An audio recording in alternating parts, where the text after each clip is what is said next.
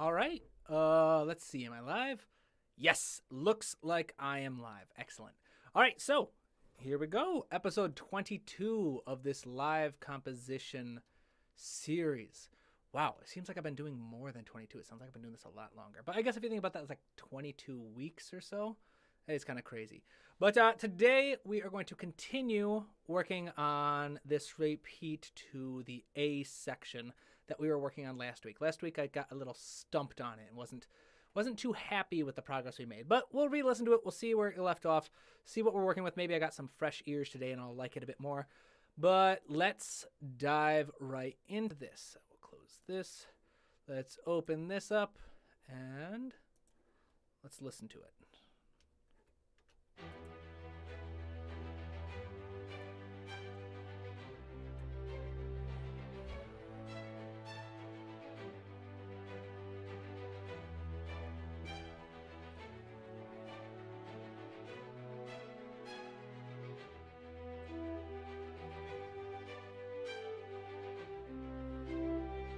Oh, this sounds pretty good. I feel like the first half of this piece is, the sketch is pretty strong.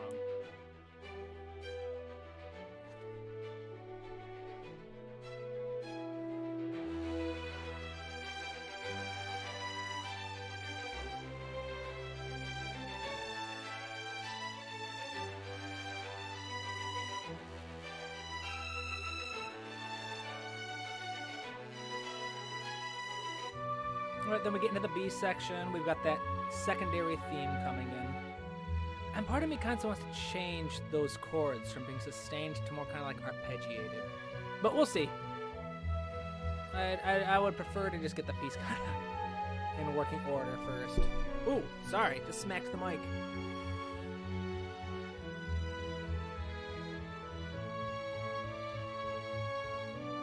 All right.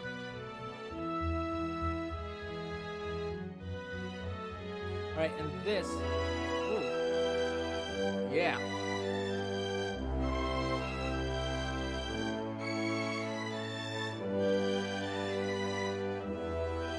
All right, I'm gonna stop it there. All right, yeah, so this is what we were working on last week. This is still very problematic, just to my own taste. Don't care much of this. The transition is jolting. That's okay. We can fix that later when we start looking more carefully at each of the different instruments. But for now, oh man, yeah, let's shorten this down. Let's get the loop to just focus on this one area.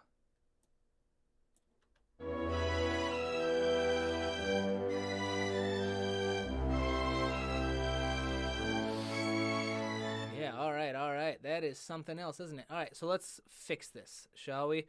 First off, let's see what we're doing in the brass. All right, the brass sounds... Well, first, it sounds like the melody was in the strings. Let's focus on the strings for a second, just to make sure that's...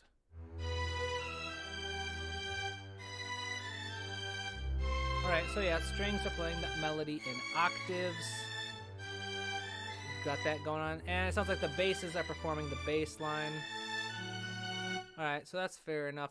Let's see the woodwinds next. It sounded like the bassoons were helping.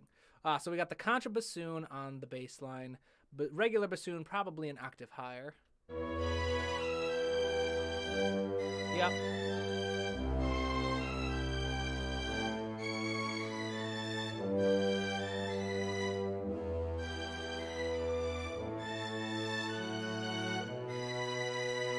All right, so this seems pretty standard. I mean, it's rough, but it's a rough sketch so far. What the issue then must be when the brass are involved. Yeah, I just don't, for whatever reason, that brass, I don't like it. Let's listen to the brass only.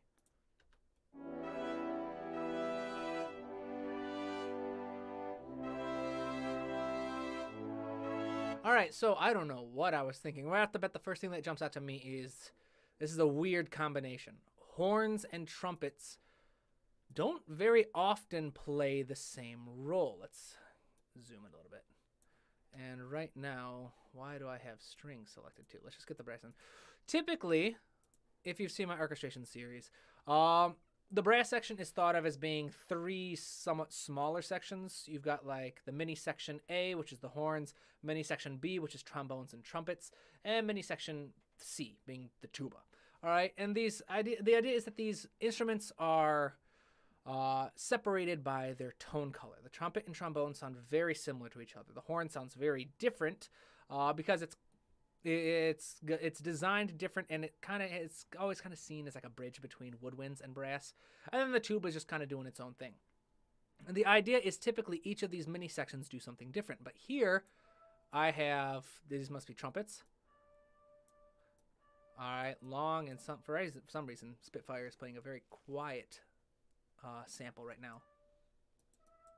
All right, so we've got the trumpets playing a rhythmic accompanimental figure, and the horns playing a similar sustained harmonic figure.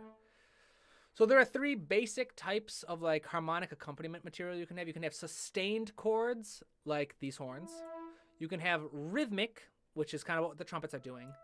And you can have like arpeggiated, which is something I kind of want to do with that B section now that I'm listening to it again. But typically, yeah, the trumpets and trombones would do something together and the horns would do something different. I'm going to say let's remove these horns. All right, just get them out of there. All right, I'll focus on keeping the trumpets. Let's remove this. Let's keep the trumpets. And let's bring in the trombones.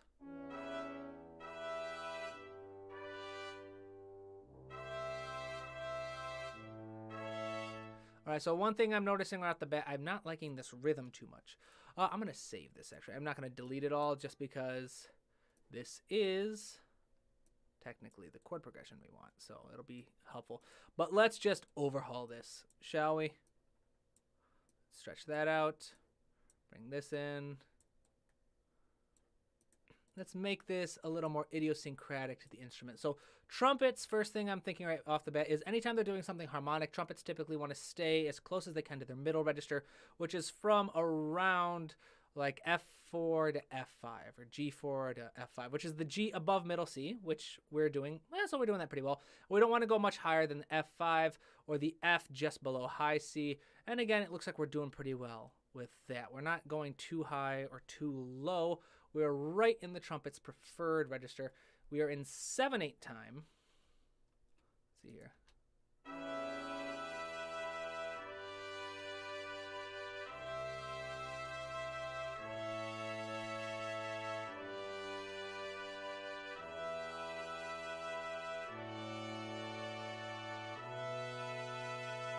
All right, so simple sustained chords, that's nice, but they're not as useful for climactic moments, which is what we're trying to orchestrate right here. Sustained. So the advantage of the three basic types of accompanimental figures. The first one is sustained, which is what the trumpets are currently doing in this sketch. Basically, they're just holding the chords. And that is fantastic. All right, it is a great starting point. It's very useful when you want to feature the melody in a smaller arrangement. And basically, what the purpose of this is to establish harmonic support and color through harmony only. Rhythmic chords is where we do the same thing. We still provide the harmonic support and the color that comes from the harmony, but at the same time, it provides a bit more energy and personality to the accompaniment through a rhythmic aspect as well. So that could either be straight rhythms, or it could be like a repeating motif, rhythmic motif, which is very common. John Williams does that a lot. It's very common in film music. It's very common in like militaristic music, sci-fi stuff. And then the third one is kind of arpeggiated, all right, where it's the most versatile of the three. It gives the accompaniment a bit more opportunities when it comes to phrasing and expression. It makes it a bit more lyrical in the background, but that's not as useful in the brass, especially in this kind of moment. So what I'm thinking, we're in 7/8 time, which means we have a 3 and 2 2s. So it was 1 and a 2 and 3 and 1 and a 2 and 3 and, or any combination of 3 and 2 2s that we want. We have the bass line coming in on the downbeat. So what if we cut the downbeat out, and then we can just divide each of these chords evenly between counts of 2.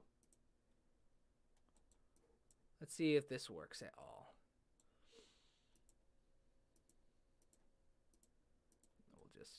combine this. Let's give a quick listen before I go through the trouble of cutting and pasting everything.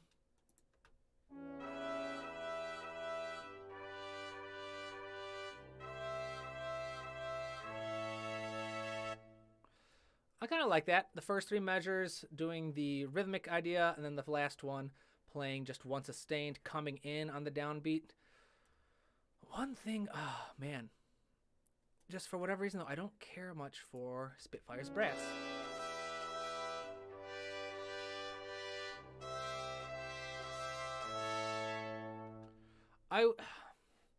I wish I had a more staccato sound to work with, not staccatissimo. I want it to last a little bit longer. I want it to be short, but not that short. All right, I wonder if they've got a sforzando option. Let's see here. So we're working with trumpet solo so that it comes a little more realistic. Let's see what we got. Let's check out Contact. That went off screen. Oh yeah, and as usual, if you guys are watching, if you have any questions, any comments, suggestions, feel free to let them fly. These live videos are an opportunity for me to not just show my process, but to actually discuss things with you guys as well and get some feedback.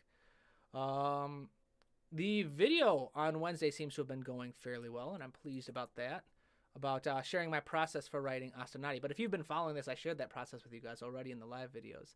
Let's see here, extended techniques. Let's see, trumpet. Let's see if they got anything in core techniques, shall we?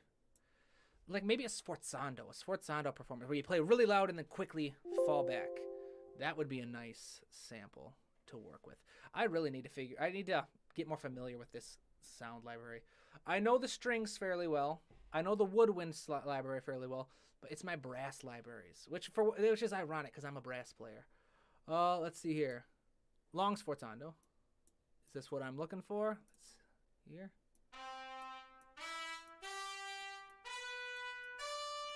This actually sounds like it could very well be what I want. Let's see, trumpet solo 1 core techniques. Let's bring this down. Now I do not, to my knowledge, have a expression map designed for this particular library, but we'll see.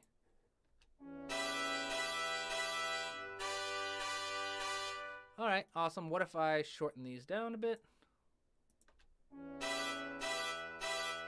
Not quite that short. What if we shorten them by 16th note length and all of these just a bit?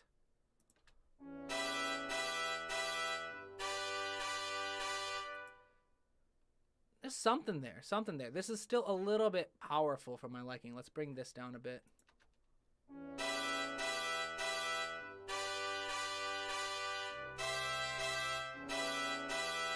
One more time. All right, that's something. Again, these libraries, for whatever reason. I love Spitfire. I really do, but you know what? Let's pull up that library again. Maybe I'm doing something here.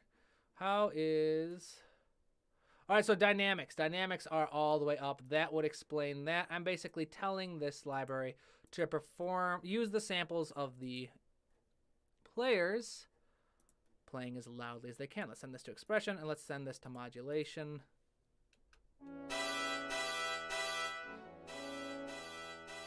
All right, there we go. Made a bit difference. Let's try mezzo forte.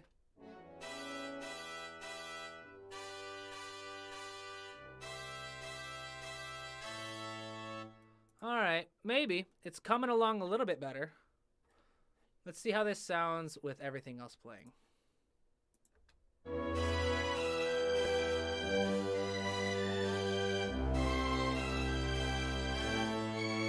You know what? It sounds decent, but I'm not quite sure I like how high this pitch sounds.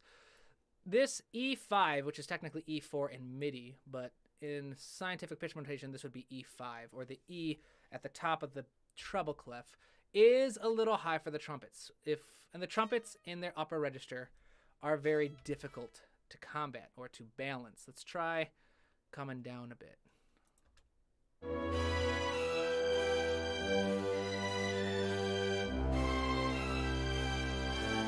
You know, all right, so that's getting closer. We're getting somewhere. I'm going to go ahead and combine these. I don't quite like the straight rhythm yet.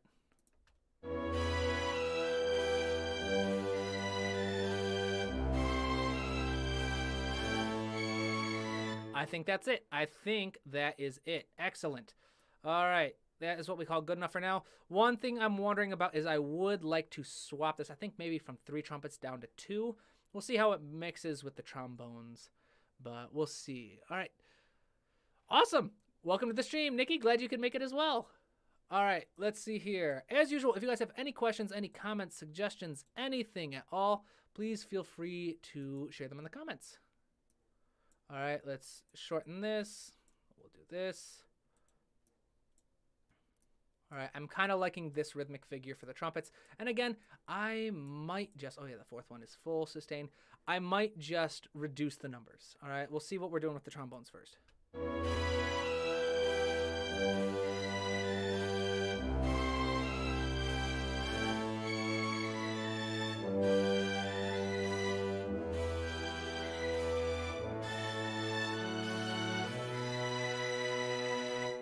All right. Yep, I think that's much better than what we had. We are still just sketching this idea out, so this theme does have a lot of work left to do.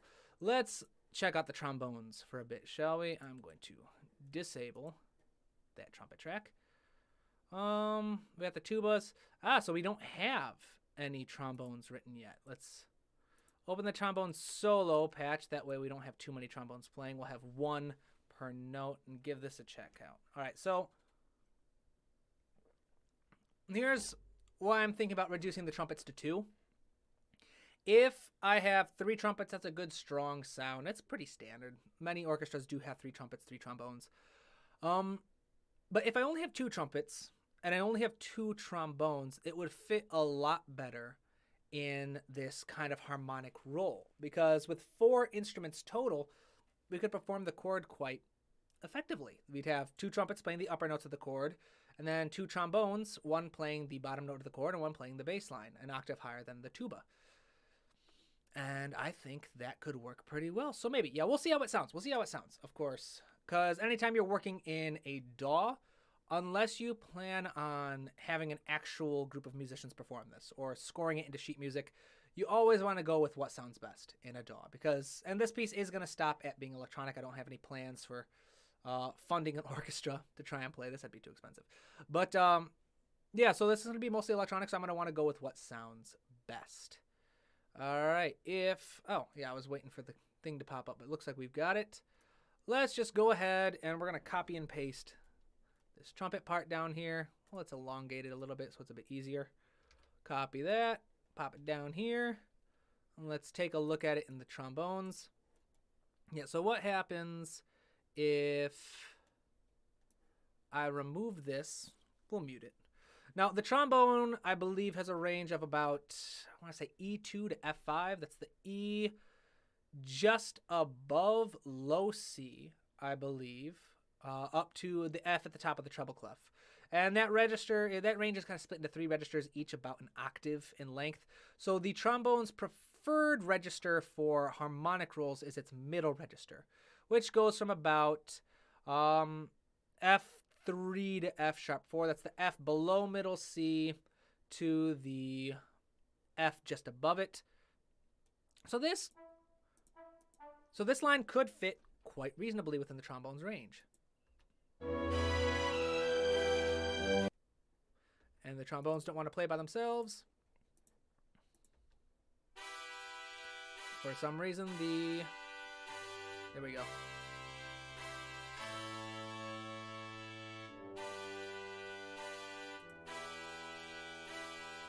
All right, let's mute this bottom line of the trumpets and see what happens with 2 and 2.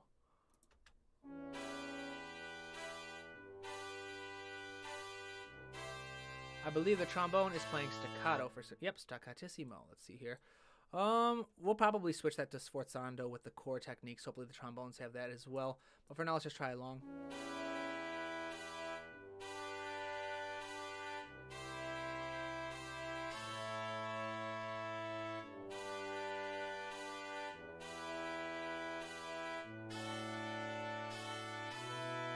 All right, so one thing I'm noticing right off the bat is this trombone is quite overpowering compared to the trumpets.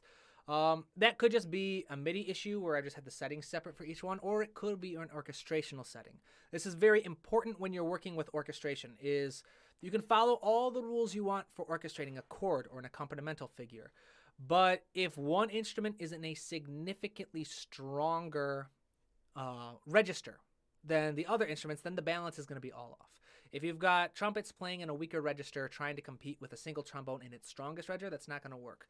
So ideally, I'd want both in their middle register. We've established that the trombone is flirting with the line of its upper register, but it's still well within the middle register. And the trumpets are all well within their middle register. There's a little bit of shade here, but that's close enough to the line because the line is the G above middle C for trumpets. It's close enough. It's all spectrum. So these should be of comparable power to each other, and that shouldn't be an issue. So what we are going to do is so what that tells me is just a MIDI issue. And we can fix that with mixing. We can fix that with mastering. For right now, the sketch, the basis of the idea is fairly sound. Now let's check the tuba to figure out what the bass line is for our trombones. All right, so the tuba, this is middle C, this is the C below, and this is low C. All right, so the tuba is, the tuba is pretty much in its middle register, which is the preferred register for bass lines. So that's good. Let's copy and paste all of this. Let's put it in the trombones. Let's raise it an octave because the trombone can't go that low.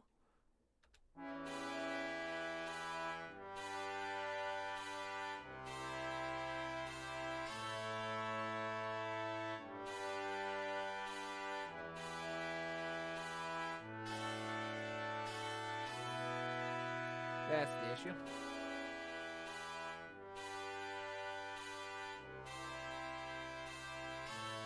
All right, so now we've got that taken care of. Let's see if we can't just swap this out for tenor trombone chord techniques, extended techniques, tenor trombone, where is it? Solo chord techniques. There we go.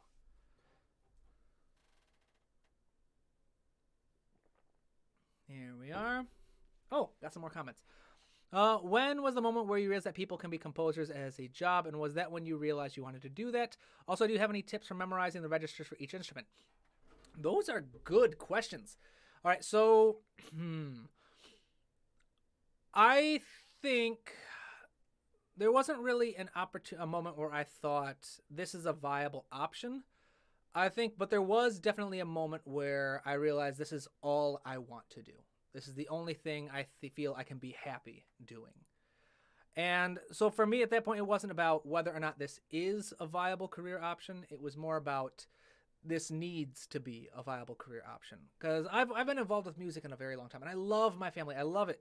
I love them so much. But my parents will be the first ones to acknowledge that they tried to stomp it out of me after high school. Music has always been huge in the family. But there's been generations of tradition of being very musical, but then when you graduate high school, you leave it behind, and you get a real job. My dad was a huge inspiration for me in that he kept playing after high school, and he makes money on the side performing outside of his day job, which he just retired, so I'm super excited for him to be spending more time with that. But, so for the longest time, there was just this, way of thinking in my family that music is wonderful, it's beautiful, it's a great hobby, but do not pursue it as a career. It's just not a safe option. And after spending 6 years of my life pursuing the quote-unquote safe option, I just wasn't happy. And even after I graduated, I knew I wanted to find a way to do this, but when COVID hit, I lost my safe job. So suddenly I realized, well, if the safe job isn't safe, why? It's what am I doing it for? And so I decided, well, let's just put it all in this. Let's see if I can make money writing music. Let's see if I can teach. And yeah, it's really nice. It's a struggle, definitely sometimes. It's difficult, but I really love it, and there's nothing else I would want to do. Your other question, any tips for memorizing the registers for each instrument? Let's see if I have them down here. But for me, it's just flashcards, honestly. The more you go through and you memorize each of them, you try to just familiarize yourself with them, understand the instruments. I try to do them as a whole. So the first time I tried, I memorized all right, what's the flute's low register? What's the flute's middle register? And what's the high register? And then what's the range as a whole? I tried to memorize those as 4 different flashcards. It just didn't work. I couldn't keep track of it at all. And that's why I realized that, of course, it wouldn't work because the flute isn't 4 different instruments. I have to keep that in mind in context for one instrument. And so now, anytime I go through the flashcards, I just act like I'm trying to teach someone. Or I explain the flute, I explain what its range is. It goes from B3 to C7. That's a modern flute. Traditional flutes could only go to C4, but it's a minimal difference. It has 3 registers. Bottom register goes from about B3 to about C5. It's that lowest octave pretty much. It has a very sweet, very intimate sound. It's very quiet. The loudest it can play is about mezzo forte, etc., etc. Going on, just kind of describing the instrument to someone as if they've never heard of the instrument, trying to cover everything in one card. And then really once you start to memorize it, it's just a matter of applying it. And because memorizing with flashcards isn't going to get you very far. It'll get the information in your noggin, but to make sure that you've cemented it in place, you really want to make sure that you are using it. And so with like the live composing, you guys will hear me every once in a while double checking the range. I'm like, all right, is this an appropriate register? I just did that for the trumpets and trombones. Are these both appropriate registers? Well, I know that the middle register and for the trumpet, and that it's well within the middle register of both the trumpet and the trombone. I know that the middle register is a preferred register for both instruments. They're both strong. They're very capable, very expressive. And so by applying this information just as I'm writing and trying to keep it in mind, it really does kind of get ingrained. That might not be the answer you were looking for, but honestly, it really is just a matter of time and effort. There's a lot of stuff that it's just going to take, you got to put in the time. I track every hour I spend working on music. I've got my timer running right now. I've got a stopwatch on my phone. I start every single day, and then I've got a spreadsheet where I log it all in to track how many hours I've spent. And I think I just hit like my 2900th hour, so it's like 2,900 hours just composing over the past few years. And I'm excited about that. I think it's a nice little mile marker. I'm trying to, but really putting in all that time is what's allowed me to develop the skill set and develop this knowledge. And I try to find ways to teach it. Like on YouTube, I try to find ways to explain things, to make them easier to understand. I've got a video that I am very excited to upload this upcoming week. I'm going to be uploading it to Patreon tomorrow. But Counterpoint was always a musical subject that I was very intimidated about. When I first started learning how to write music years ago, I remember asking a professor at the music department of my school, do you have any books you would recommend to teach myself counterpoint? And she told me, it's not something you can teach yourself. It's too complicated. You're really going to want a teacher. It's not possible. And it's just kind of something I've heard all along. And so I spent a very, very long teaching myself how to use counterpoint. And eventually just kind of specialized, this is not that hard. There's a lot of rules that don't apply anymore, that we don't need these rules.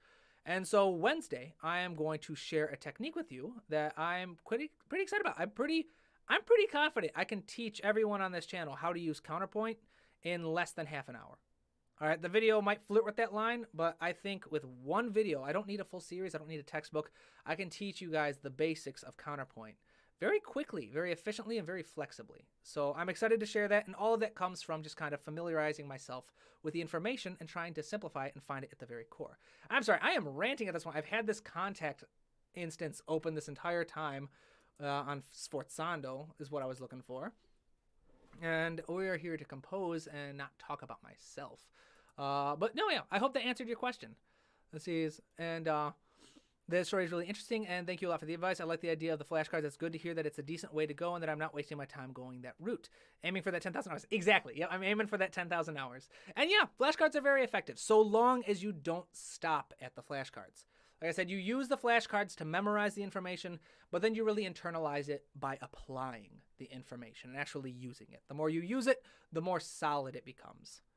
And thanks. Yeah, I'm glad you're excited about the video. I am too. It was a long time building. It was something I was intimidated about for the longest time.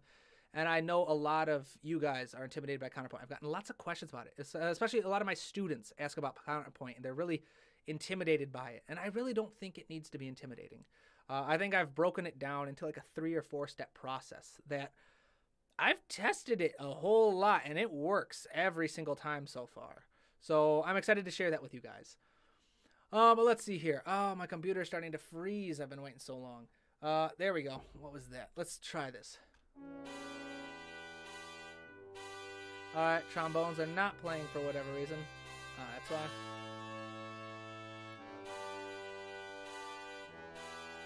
There we go.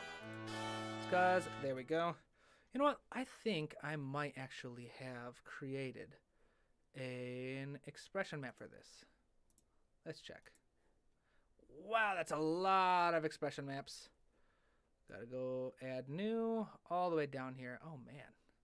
Oh, wait, I might have it loaded already. All right, tenor, trombone, solo, core. There we go. Yeah, already loaded. I must have. It's been a long time since I built this template. You know what? I'm curious. Let's see visibility. Oh, yeah, I've got a whole lot of instances loaded here, but are these? No, yeah, they're all visible. So then, it's because they're down here. I already had it loaded. I just didn't activate it. Wow, I don't even know my own template. All right, let's see here.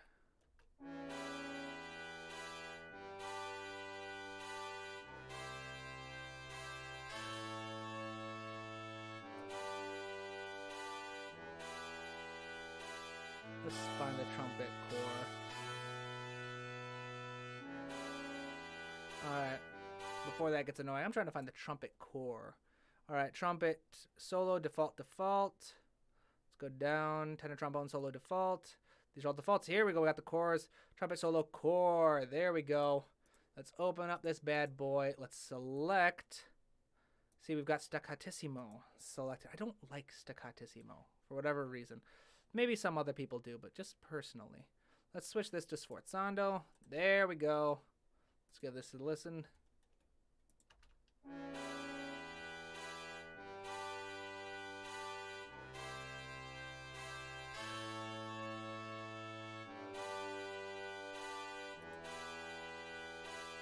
are the trumpets. Where's the trombone? There we go. And you can hear that horn at the beginning.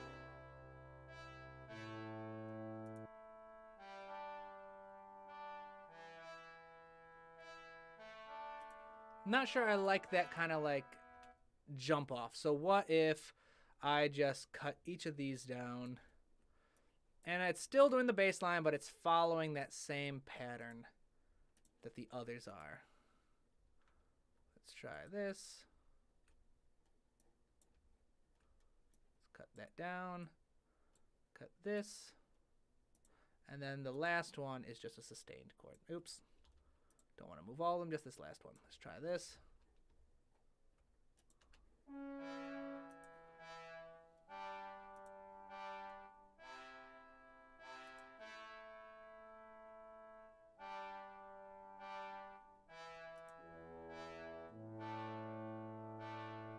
All right, sounds better.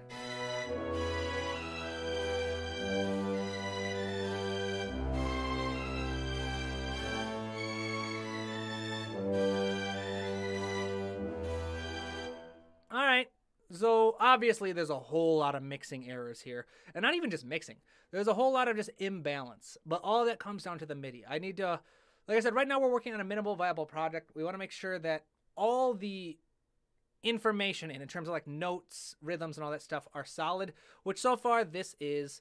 After we've got the entire sketch finished, then the next phase for these live videos is to go through and actually adjust every performance of each instrument to make it sound a lot more realistic.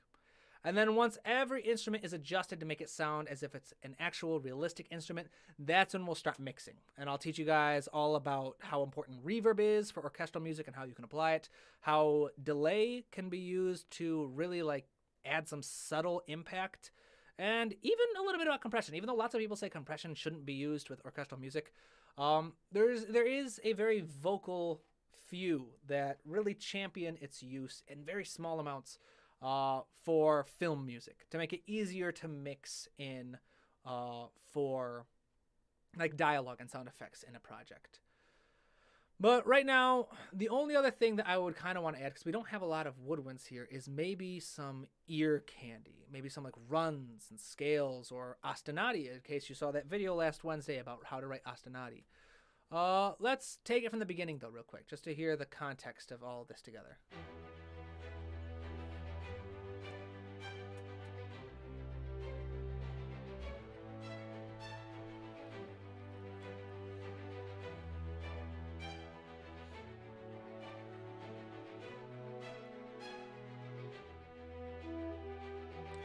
Yeah, I think this first introduction of the theme is probably the best out of all the sketches we've got so far. So like A1 and A2.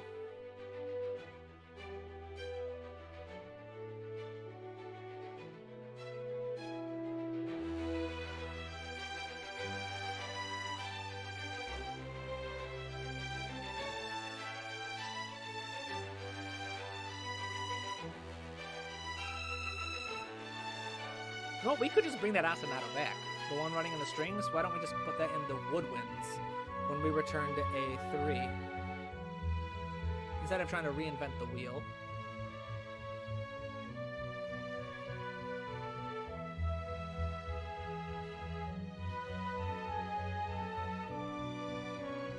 You know what? This B material is not bad either, this sketch. I do kind of wish I had done more of an arpeggiated accompanimental figure, but that's something we can always come back to.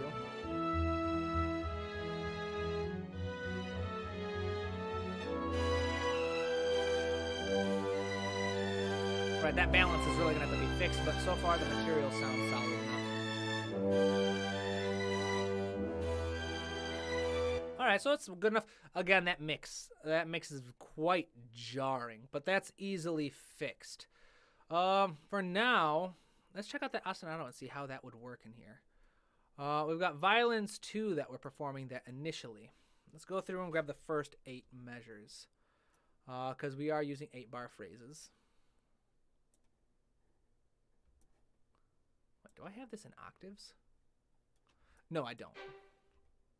All right, so we've got this. Now, this, oops, did not mean to cut it. I meant to copy it. This is a tricky affair, translating a string ostinato into the woodwinds, because the woodwinds do not have as homogeneous of a sound, and, surprise, surprise, they require air to perform it. So we're going to start in the flute first. And, yeah, so let's see what we can work with.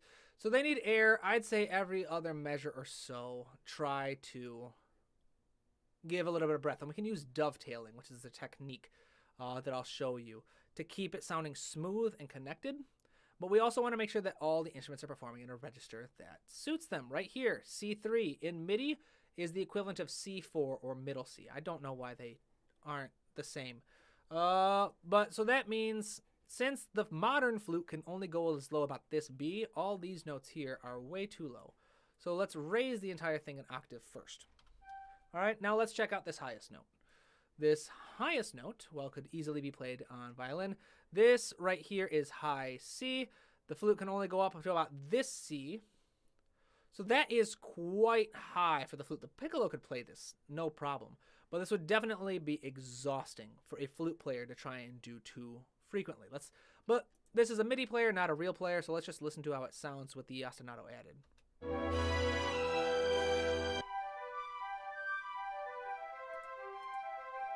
Let's make sure that this is staccato, not legato.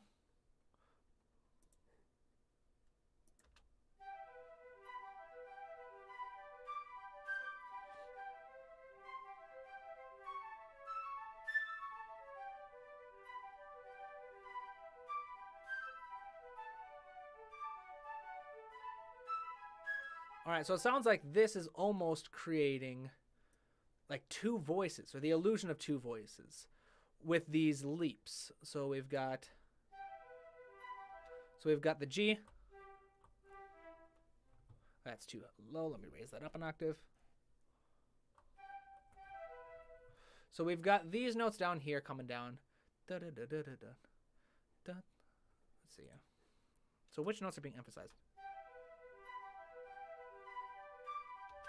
All right, so these top notes are definitely being emphasized, which makes sense because they're on the downbeats. Let's check out how this looks with velocity in that part. Velocity shows how hard the note is being hit. And yeah, each of these notes are being hit harder than the others. So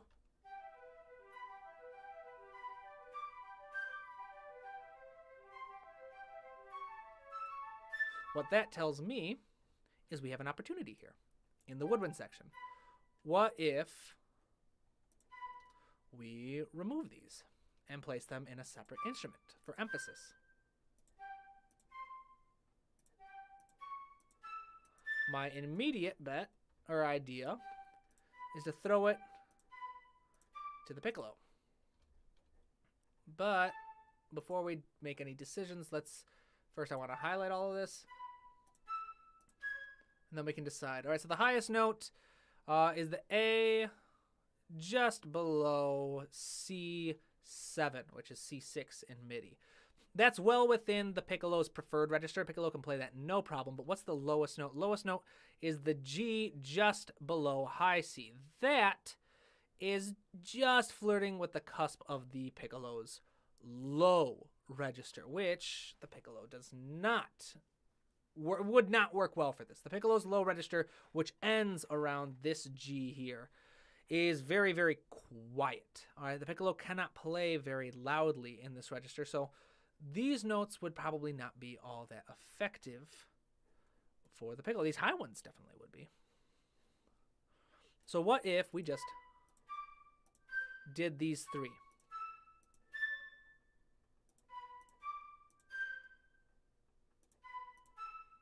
We can pop these in the piccolo, and it should be able to perform without an issue. Let's activate the piccolo. It's probably going to take a while. My computer is very slow. Any more questions? Does anyone have anything else they'd like to ask? Anything they'd like to know? Any suggestions they have for something they'd love to see in this piece? Or videos you'd like to see me make? Yeah, I like chatting with you guys when I'm doing this. So there we go. Looks like the piccolo's active. Yeah, anything at all, you can shoot it in the comments, and I'll try to make sure I address it. All right, let's listen to this again.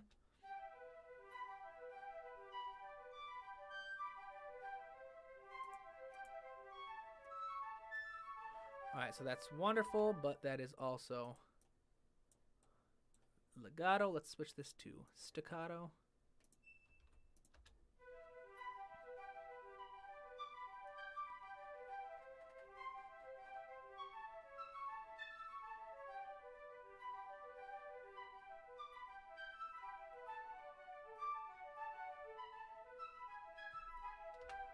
All right, so that's fine, but I mean, the piccolo has a very strong power in that register, but I definitely feel like I want to double it with something. Too bad the strings are all busy. The strings are all playing the melody, which is, of course, a great use for the strings in moments like this. I do feel like, what if, let's see here. How chromatic is this? Are these arpeggios or are these runs? If it's not chromatic, then the harp could probably double this all easily. Yeah, not seeing too much chromatic work. We've got a C sharp or D flat, and that could be tricky. This, yeah, okay, hold up, yeah. So the D flat, while we're also using a regular D, would be tricky to pull off in the harp. It would require some quick pedal changes, which could be frustrating to a flute player, but fortunately for, oh, what is going on? No. All right. Java wants to update now all of a sudden. Let's see here. Let's open this up. Let's copy all of this and we'll just pop it in the harp. I'm not as strong on the harp's range, though I believe it can play as high as the piccolo, at least close to as high as the piccolo. And since this isn't even scratching the piccolo's highest register, I do believe it should not give our harp an issue at all. Let's see. Where's the harp? That's percussion. Where do I have my harp here? All right. Markers, sketch. It would not be in the woodwinds. It would not be in the brass. It would be with strings, I would think. Basses, chord, decorative techniques, percussion. I do not have a harp. Wow. Did I remove it? No, I don't even have a piano now that I realize it. That is shocking. That is a definite weakness in my template. But the piccolo and the piano, I'm thinking, would probably be strong instruments for helping to double this ostinato. Neither of which would have too many issues. That's right, Spitfire harp doesn't show up here. None of these, neither piano or harp would have too much difficulty playing an ostinato like this. The harp might be a little picky just because of those pedal changes that would be required. But again, we're not looking for a real harp player to play this, so why not? We can get away with it. then the piano player should be able to play it no problem. So those should be enough to provide enough power, actually, to these runs. And then we can find some time to actually more closely rewrite the ostinato more, or not rewrite it, but rearrange the ostinato more idiomatically for the woodwinds. Oh, we got another comment. I'm not sure if it's necessarily something you would want to do, but maybe break down iconic film scores and the techniques they use to highlight the story. Yeah, that's actually something that I've been thinking about quite a bit. I was thinking about, because I already do that.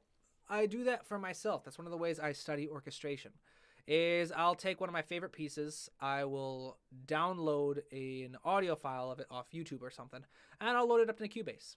And then I'll go through section by section. Anytime I feel like things changed significantly in the orchestration, I just like listen to each section over and over again, and I take notes on specific things. I ask myself, how many layers are there? Is it like melody, harmony, bass line? Is there something else added in there? What tone colors, what instruments are performing each layer? What do those tone colors sound like? How do they contribute to the emotion? Just a bunch of other questions that I like to answer when I'm listening to this stuff, and really pick up cool ideas and orchestration tricks while I'm at it. So that is something I've been thinking about doing for the YouTube channel. I was thinking about maybe starting out with doing that on Patreon, because I got to find more stuff to do for my patrons. My patrons are wonderful, and I feel like I don't do enough for them.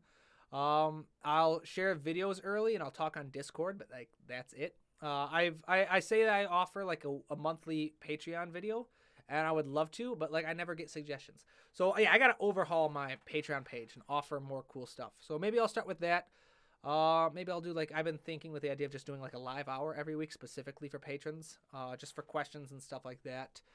But yeah, let's see here. We've got the flute, the harp, but no, yeah, all of that to say, I would definitely be excited to do that, to share that process with you guys and just kind of record it.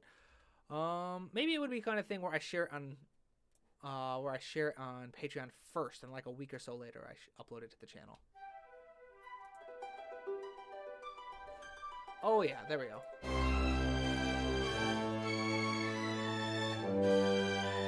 All right, so yeah, obviously the mixing issues are still a problem here. And by mixing, well, I shouldn't say mixing, it's not mixing, but the balance issues are definitely a problem here. Let's just duplicate the piano. I definitely need to come through and eventually make this all sound more balanced, because right now Cubase is being told to emphasize certain instruments when it shouldn't be.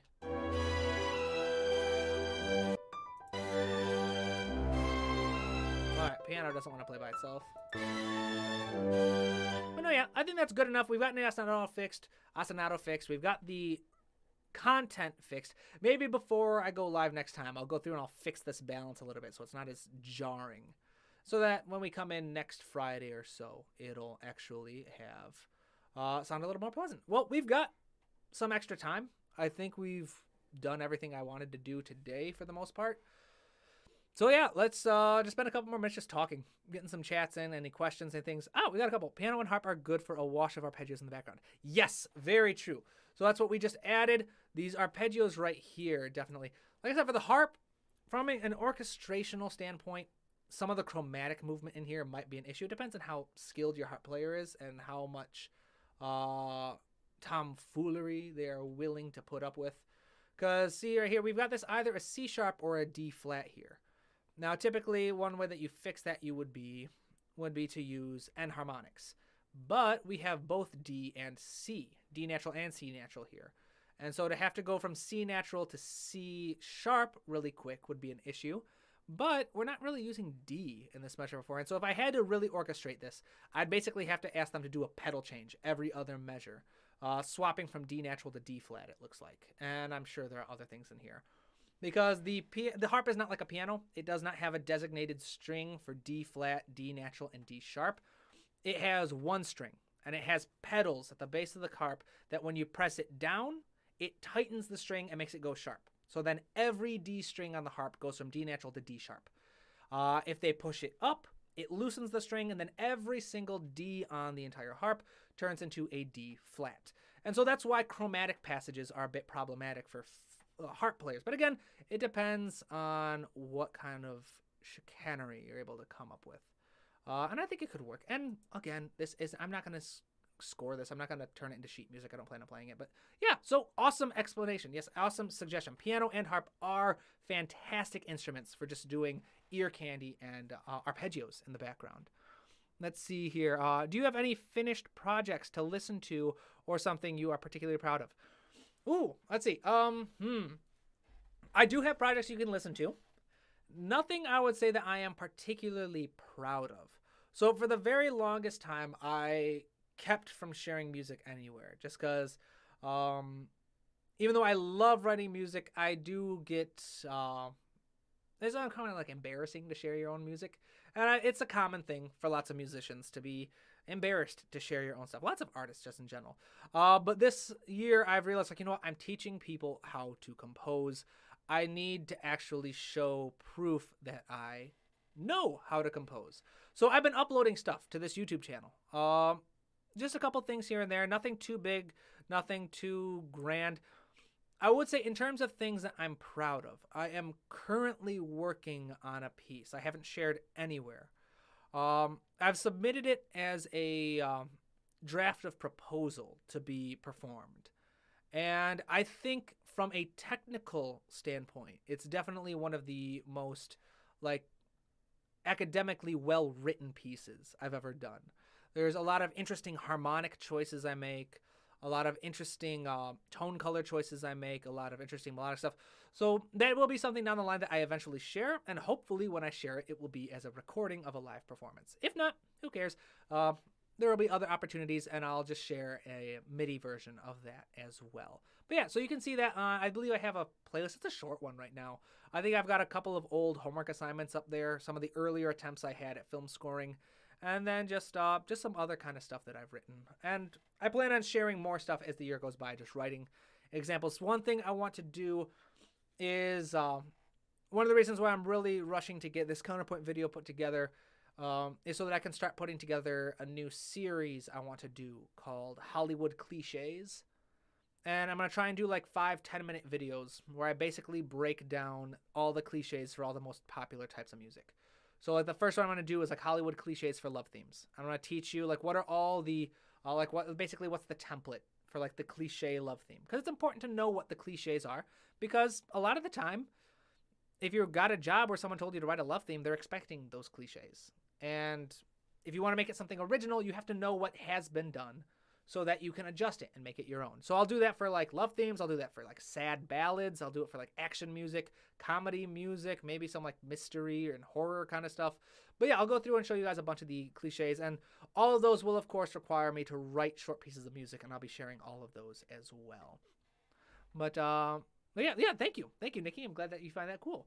Yeah, any other questions? We're starting to wrap things up here. But yeah, so yeah, I've got a couple projects I'm working on for the channel. I've got that Counterpoint video that I'm excited to share on Wednesday.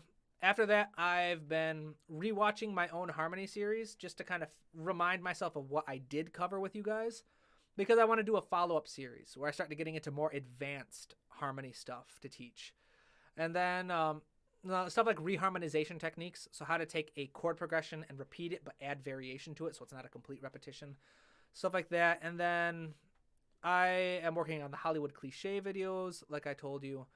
And then the really big one is right now I am putting together I am at least planning a very large-scale orchestration series that kind of piggybacks off what I did with one of my earlier series. But it'll go a lot more in-depth. Right now, I've got like 26 episodes planned, like 7 scripted already. I mean, I've got a mountain of books right here on my desk, 2 of which are some of my favorite books on orchestration. I've got Samuel Adler's The Study of Orchestration. Fantastic book. Very expensive. That's why I went with the 3rd edition, not the 4th edition. I got this like for a fraction of the cost. It was still expensive. But then this one is another good one. It's an oldie. And by old, I mean like it was published in like 2010, but it's still got a lot of great information, even on the electronic side, called MIDI Orchestration, 4th edition by Paul Gilreath. These are some of my favorite books on orchestration. Then, of course, last week I showed you guys that website that's got great information. But all this to say, I have been just putting together and compiling a whole lot of notes, because that's kind of my brainchild that I want to pop out here eventually, is just a super in-depth series on orchestration. because I find that orchestration is one of the most intimidating things. Orchestration and harmony, I find, are two of the most intimidating things for composers to get into. They listen to other music like by John Williams and they hear all the crazy harmonic and orchestral stuff he's doing, then it can get like disheartening very quickly. I know it can be for me as well. It gets very disheartening. Every once in a while I'll listen to a piece like, I can't write like this.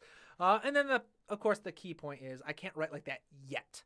And I'm still building, I'm developing, I'm focusing every single day to be a better version of myself than I was in the morning.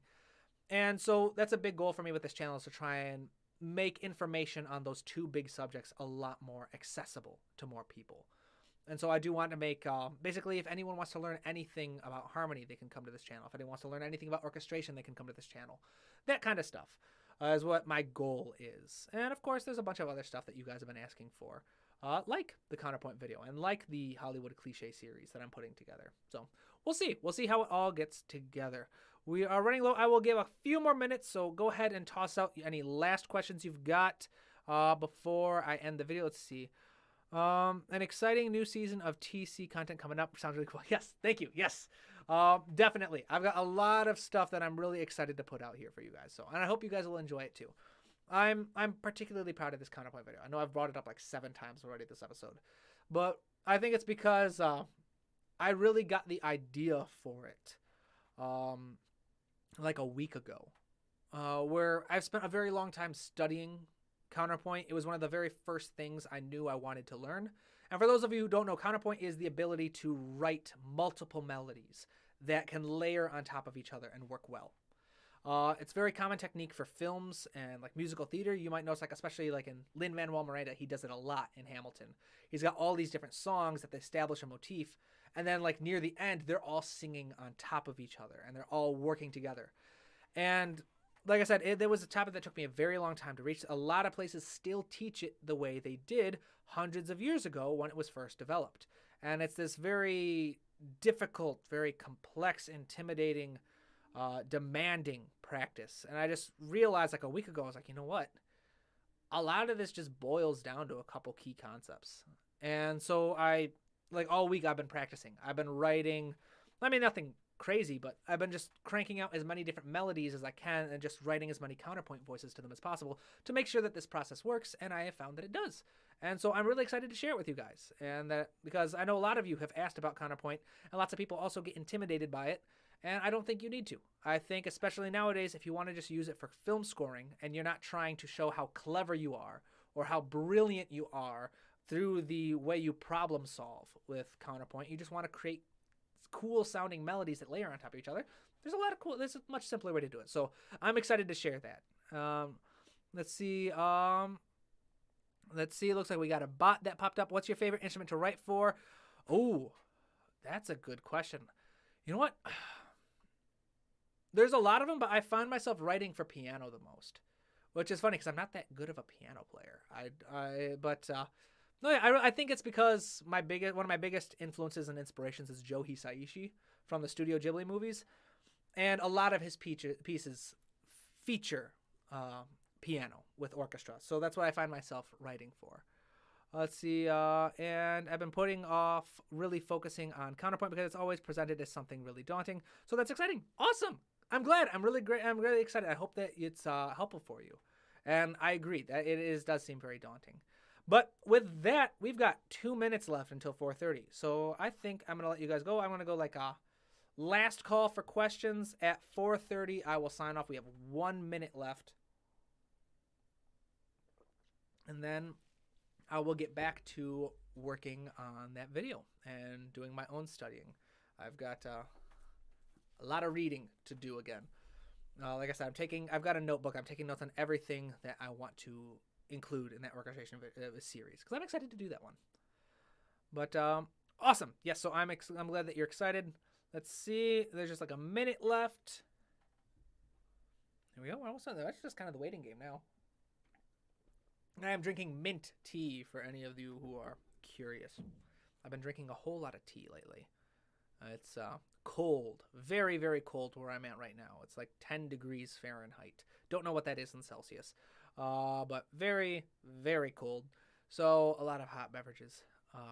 Yeah, I've actually got that giant mug right there, and then this whole thermos right here full of tea.